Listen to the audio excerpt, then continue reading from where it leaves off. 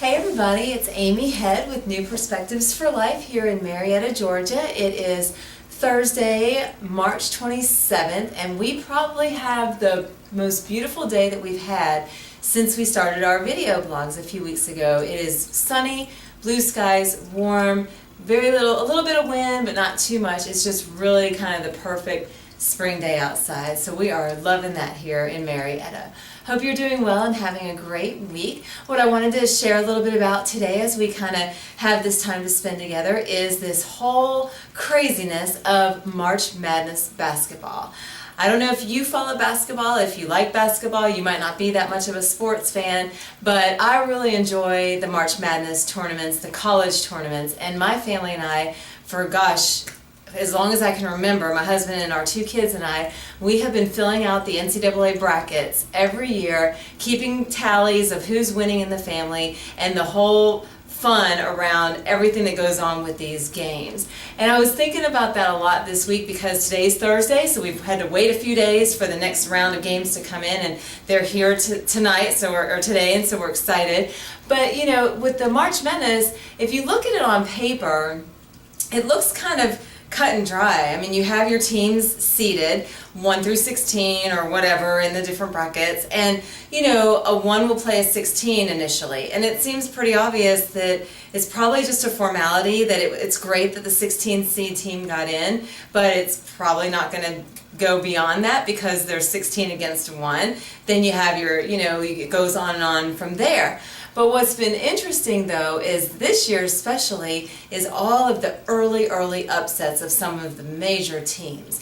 And I think if we think about that, that is what makes it so exciting and fun to watch, is even though on paper, if you analyze their records, their win-losses, and their seeds, it looks like it should be pretty obvious how at least the first couple of rounds are going to go. But it really isn't. And when we think about that, it makes me wonder, what is it about this that makes it so exciting, that makes it so fun to watch, where you don't really know what's going to happen?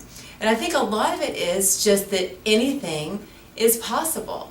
Whether you're number 1 or number 16 or anywhere in between, there is no guarantee that you will or won't live up to that number seed. You could far surpass expectations. You could really shoot under expectations and not make the cut the way that everybody was thinking that you would. So it's just really fun. Thinking about that from a counseling perspective, I think that's what happens when people come in with an issue and they come to see me for counseling. They're coming into my office and they already kind of have a preconceived idea of sort of how things are going to go. They've been struggling with an issue or with something going on in their lives, and they come in, they know they're going to talk about it, they know we're going to sort of explore what's going on, I'm going to offer some ideas, some insights, some thoughts maybe that they have or haven't thought of before. But I think when they first walk in, they think probably it's just a formality, nothing's really going to change, it is what it is, and they're just going to have to, accept that and just go on to the next day or event in their lives.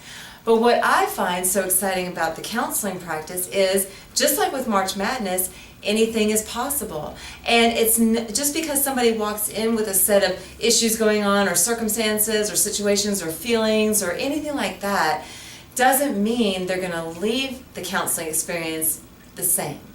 They might leave feeling a little worse because we actually got into some things, and when they come back we're going to continue to get into that more, and then we're going to move forward from there. But usually what happens is they leave feeling better. They walk in feeling maybe kind of hopeless, like they're out of options, there's not a lot of possibilities, everything is what it is, but they walk out thinking, wow, maybe there is an opportunity here for something different, for something better, for something more like what I'm hoping for. That's my goal in the counseling experience for my clients, is that they walk in. On paper, if you analyze what they write down in their paperwork or what they tell me initially, it looks like it's just going to be whatever it is. But as we start to kind of get into it, kind of like when you start to get into the game, anything is possible at that point. And that's where the hope is. At New Perspectives for Life, my ultimate goal is to help people shift their mindset and their perspective on what's going on in their lives, and then kind of put into place some strategies, sort of a game plan, to help get them what they're wanting or what they're hoping for. And with all of that comes a whole sense of hope. It's kind of like, wow, I thought I was going to be defeated when I left here, but it feels like I made it to the next round. And that is the ultimate goal of counseling. So if you're struggling with something in your life and you're thinking about pursuing counseling, I think it's a really good idea to, when you research who you want to go see as a counselor, to look up their philosophies, their perspectives on their practice, what kinds of modalities they operate from, because that's going to let you know, are they going to kind of keep you stuck in the problem and just really want to delve into that and kind of keep you where you are, or are they going to want to hear what's going on and then move forward?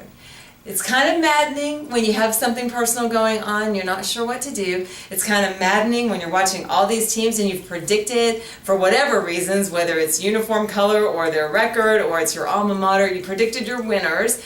It's kind of crazy to watch and see what unfolds, but it's exciting. And the counseling process should be the same way. It should be something that is helpful and that really opens up a whole nother realm of possibility, including perspective, outlook, emotions, and thought process. So I hope that's helpful today as you're going through this Thursday, as you're going through March Madness of your own, whether it's sports related, work related, financial, relationship, whatever it is, just to know that there is hope. And when you feel like you're kind of at that point where it is what it is and nothing really can change, keep in mind that really there are possibilities and anything is possible. We just got to get the right game plan together and move you forward.